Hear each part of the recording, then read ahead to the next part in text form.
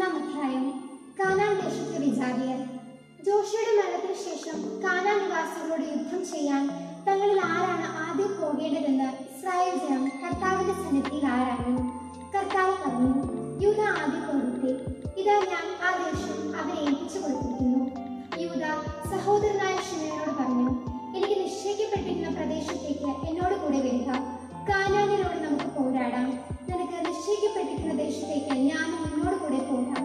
ശിമയോൻ അവനോട് കൂടെ പുറപ്പെട്ടു. യൂദ യുദ്ധം ചെയ്തു. ദൈവം കാനാന്യരെയും പെരീസ്യരെയും അവരുടെ കയ്യിൽ ഏൽപ്പിച്ചു. അവർ 10,000 പേരെ ബസേക്കിൽ വെച്ച് പരാജയപ്പെടുത്തി. ബസേക്കിൽ വെച്ച് അന്തോണി ബസേക്കിനോട് അവർ യുദ്ധം ചെയ്തു. കാനാന്യരെയും പെരീസ്യരെയും പരാജയപ്പെടുത്തി. അന്തോണി ബസേക്ക് പലായനം ചെയ്തു. അവർ പിന്തുടർന്നു വന്ന് അവനെ പിടിച്ച് കൈകാലുകളുടെ പെരുവിരലുകൾ മുറിച്ചു കളഞ്ഞു. അന്തോണി ബസേക്ക് പറഞ്ഞു, കൈകാലുകളുടെ പെരുവിരലുകൾ ഛേദിക്കപ്പെട്ട 70 രാജാക്കന്മാർ എന്റെ മേശയ്ക്ക് കീഴിലെ ഉച്ഛിഷ്ടം പെറുക്കി തിന്നിരുന്നു. ഞാൻ അവരോട് ചെയ്തതുപോലെ തന്നെ ദൈവം എന്നോടും ചെയ്തിരിക്കുന്നു. അവർ അവനെ ജെറുസലേമിൽ കൊണ്ടുവന്നു. അവിടെ വെച്ച് അവൻ മരിച്ചു.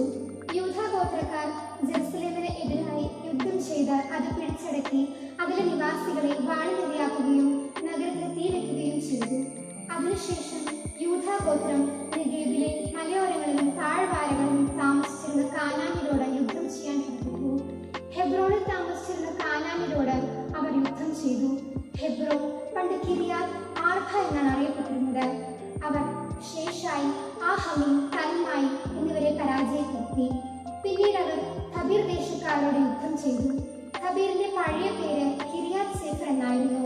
ഖാലിബ് പറഞ്ഞു, കിരിയാത്ത് സേഫർ ആക്രമിച്ച് കീഴടക്കുന്നവന് ഞാൻ എന്റെ മകൾ അക്സായി ഭാര്യയെ നൽകും. കാലേബിന്റെ ഇളയ സഹോദരനായ കേനാസിന്റെ പുത്രൻ ഒത്നിയേൽ ദേശം പിടിച്ചടക്കി. കാലേബ് അക്സായി അവന് ഭാര്യയെ കൊടുക്കുകയും ചെയ്തു. അവൾ ഒത്നിയേലിന്റെ അടുത്ത് ചെന്ന് തന്റെ പിതാവിനോട് ഒരു വയൽ ആവശ്യപ്പെടാൻ അവനെ നിർബന്ധിച്ചു. അവൾ കഴുകപ്പുറത്തു നിന്ന് ഇറങ്ങവേ കാലേബ് അവളോട് ചോദിച്ചു, നീ എന്താണ് ആഗ്രഹിക്കുന്നത്?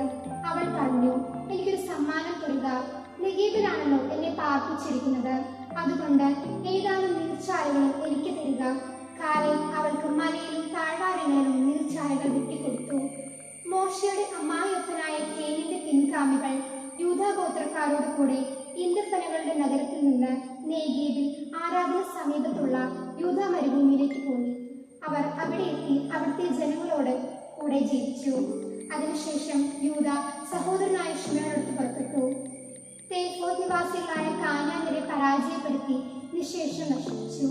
അങ്ങനെ ആ പട്ടണത്തിന് ഹോർമ എന്ന പേര് ലഭിച്ചു. ഖാസ, അഷ്കലോൻ, എക്രോൺ എന്നിവയും അവയുടെ പ്രാന്തപ്രദേശങ്ങളും യൂദാ കൈവശപ്പെടുത്തി. കർത്താവ് യൂദായോട് കൂടി ഉണ്ടായിരുന്നു. അവർ മലപ്രദേശങ്ങൾ കൈവശമാക്കി. പക്ഷേ താഴ്വാര നിവാസികൾക്ക് ഇരുമ്പുരഥങ്ങൾ ഉണ്ടായിരുന്നതിനാൽ അവരെ തിരുത്താൻ അവർക്ക് കഴിഞ്ഞില്ല. മോശ പറഞ്ഞിരുന്നതുപോലെ ഹെബ്രോൺ കാലേബിന് കൊടുത്തു.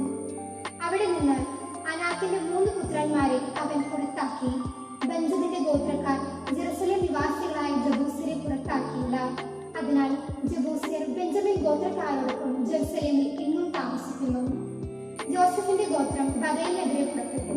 കർത്താവ് അവരോട് കൂടെ ഉണ്ടായിരുന്നു. അവർ ബഥേൽ ഉറ്റുനോക്കാൻ ആളയച്ചു. ലൂസ് എന്നാണ് ഈ നഗരം അറിയപ്പെട്ടിരുന്നത്. നഗരത്തിൽ നിന്ന് ഒരാൾ വെളിയിലേക്ക് വരുന്നത് ചാരന്മാർ കണ്ടു. അവർ അവനോട് പറഞ്ഞു, നഗരത്തിലേക്കുള്ള വഴി ഞങ്ങൾക്ക് കാണിച്ചു തരിക. എങ്കിൽ നിശ്ചയമായും ഞങ്ങൾ നിന്നോട് ദയാപൂർവം വർദ്ധിക്കും. അവൻ അവർക്ക് നഗരത്തിലേക്കുള്ള വഴി കാണിച്ചു കൊടുത്തു. അവർ നഗരത്തെ വാളിനിരയാക്കി. എന്നാൽ അവനെയും അവന്റെ കുടുംബത്തെയും വെറുതെ വിട്ടു. അവർ ഹിത്യരുടെ നാട്ടിൽ ചെന്ന് അവിടെ ഒരു നഗരം പണിതു. ലൂസ് എന്ന് അതിന് പേരിട്ടു. ഇന്നും ആ പേരിൽ അത് അറിയപ്പെടുന്നു. ബെത്ശയാൻ, താന, ഹോർ, ഇബ്ബലയും മെഗീദോ എന്നീ പട്ടണങ്ങളിലെയും അവയുടെ ഗ്രാമങ്ങളിലെയും നിവാസികളെ മനാസെ പുറത്താക്കിയില്ല. കാനാന്യർ ആ ദേശത്ത് തുടർന്നും ജീവിച്ചു പോന്നു. ഇസ്രായേൽക്കാർ പ്രബലരായപ്പോൾ കാനാൻകാരെ കൊണ്ട് അടിമവേല ചെയ്യിപ്പിച്ചു. അവരെ തീർത്തും പുറത്താക്കിയില്ല. എഫ്രായിം ഗോത്രം ഗസർ നിവാസികളായ കാനാന്യരെ പുറത്താക്കിയില്ല. അതുകൊണ്ട് കാനാന്യർ ഖസേറിൽ അവരുടെ ഇടയിൽ താമസിച്ചു. സെബുലൂൻ ഗോത്രം യിത്രോൻ, നഹലോൻ എന്നീ നഗരങ്ങളിൽ നിവാസികളെ പുറത്താക്കിയില്ല. കാനാൻകാർ അടിമകളായി അവരുടെ ഇടയിൽ ജീവിച്ചു. ആക്കോ, സീദോൻ, അഹാല, അക്സിബ്, ഹെർബ, ആഫീഖ്, റാഹോബ് ഇവിടങ്ങളിലെ നിവാസികളെ ആശീർ പുറത്താക്കിയില്ല. അങ്ങനെ ആശീർ ഗോത്രക്കാർ തദ്ദേശവാസികളായ കാനാന്യരുടെ ഇടയിൽ ജീവിച്ചു. ബെത്ശേമിലെയോ ബേത് അനാത്തിലെയോ നിവാസികളെ നഫ്തോലി ഗോത്രം പുറത്താക്കിയില്ല. അവർ തദ്ദേശവാസികളായ കാനാൻകാരുടെ ഇടയിൽ താമസിച്ചു. ബെത്ശേമിലെയും ബേത് അനാത്തിലെയും നിവാസികൾ അവർക്ക് അടിമകളായി തീർന്നു. ആമോര്യർ താൻ ഗോത്രത്തെ മലപ്രദേശത്തേക്ക് തള്ളിവിട്ടു. താഴ്വാരങ്ങളിലേക്ക് നീങ്ങുന്നവർ അവരെ അനുവദിച്ചില്ല. ആമോര്യർ ഹാർ ഹസീറിലും ആയോണിലും ഷാബീരിലും താമസം തുടർന്നു. എന്നാൽ ജോസഫിന്റെ ഗോത്രം അവരുടെ മേൽ ശക്തിപ്പെട്ടു.